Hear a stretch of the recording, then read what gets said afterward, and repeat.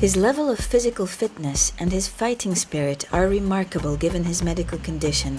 At the age of 42, Serge de Guide has terminal cancer. Ok, à tout de suite. Today he drove from Brussels to the North Sea to take an intensive sailing lesson on the boat of Nicolas Girard, a professional skipper.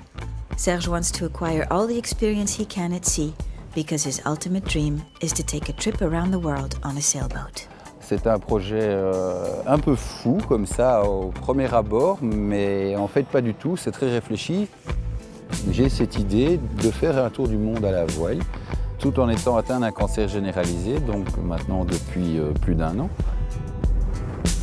J'aimerais à travers ce voyage prouver qu'on peut faire encore plein de choses en fait, malgré la maladie. Pas plus que ça? Qu'un cancer généralisé, ce n'est pas forcément quelqu'un qui est couché dans son lit et à l'aube de sa mort. J'en suis la preuve vivante. Et donner de l'espoir aussi aux autres, faire changer le regard de la société par rapport à ça. La mer est calme. Je vais mettre le moteur au point mort. Voilà, nous voilà à la voile. Ah, quel bonheur quand ce moteur se coupe. Ça, c'est le bonheur. Ok, paré à virer, ça? Prêt? En fait, la position que tu as là, elle est super. Hein. C'est la bonne position avant un virement de bord. Alors Serge, il m'a appelé il y a moins d'1 mois. Il m'a expliqué son projet. Il m'a dit qu'il avait un cancer généralisé. Moi, j'ai tout de suite dit, ben voilà, on part. On part dans 2 semaines, on embarque pour une première nave. Je le cale pas. On a navigué une journée il y a 2 semaines et aujourd'hui, c'est la 2e fois. Et il progresse vite. On lui apprend les bases de la sécurité et c'est super. Il y a un sentiment aussi de liberté qu'on partage ensemble. On est vraiment sur la même longueur d'onde en fait. On aime tous les deux la voile pour ça, la liberté que ça procure. Et c'est le voyage qu'il va faire, c'est exceptionnel. It's also a journey that Serge can imagine today thanks to the quality medical care he is receiving at the Bordet Institute. In this hospital in Brussels, entirely devoted to oncology, Serge has been closely followed by specialists for the past 3 years, notably by Dr. Anlise, who knows everything Serge has been through. Donc j'ai rencontré Serge de Guide la toute première fois en mai 2010. Il venait d'être opéré d'un cancer du côlon. À ce moment-là, le seul mot qui existait était guérison. But the recoveries and the new occurrences, each time affecting a new organ, multiplied. Inspirez. Retenez votre respiration. Serge underwent chemotherapy, radiotherapy, and 10 surgical interventions, some of which lasted 12 hours. Respirez de nouveau. He had to learn how to walk again 3 times. Donc on est passé par beaucoup de couleurs de l'arc-en-ciel en fait.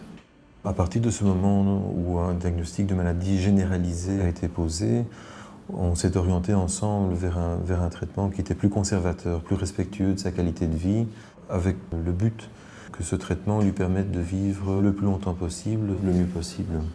Ça lui a permis de se concentrer sur les parties importantes de sa vie et de construire alors un projet qui soit porteur.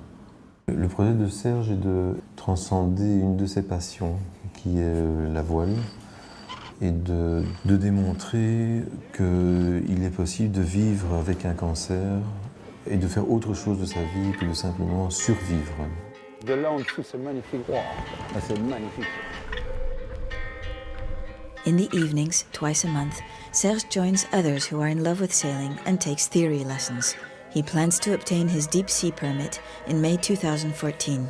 He has also begun looking for donors and sponsors to obtain a sailboat and looking for a professional skipper and doctor who will be able to accompany him on board. It's a big challenge, but this one Serge has chosen and created himself, and he hopes that others will be able to directly benefit from his project. La deuxième partie du projet, c'est de faire venir des patients de l'Institut Jules Bordet qui sont atteints d'un cancer également, pour leur offrir la possibilité de voyager. Donc, après un accord évidemment médical de l'Institut, ils partiraient 1 semaine, 2 semaines.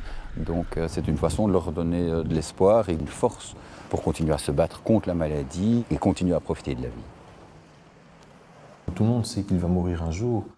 Quand on met un nom sur la raison pour laquelle les gens vont mourir, il se passe quelque chose quand même. Et donc on peut observer soit des replis sur soi, soit de l'agressivité, de la tristesse. On observe beaucoup de choses. Et Serge a exprimé toutes ces réactions qui sont très naturelles. mais la volonté de transformer une maladie en quelque chose de plus grand que lui. Se concentrer sur l'essentiel de la vie et avoir envie de transmettre ça aux autres, ça c'est quelque chose qui est assez exceptionnel. Ça c'est très rare. Il faut aussi une force de caractère particulière pour faire ça. Et la force de caractère de Serge de Guitte est particulière, elle est hors du commun.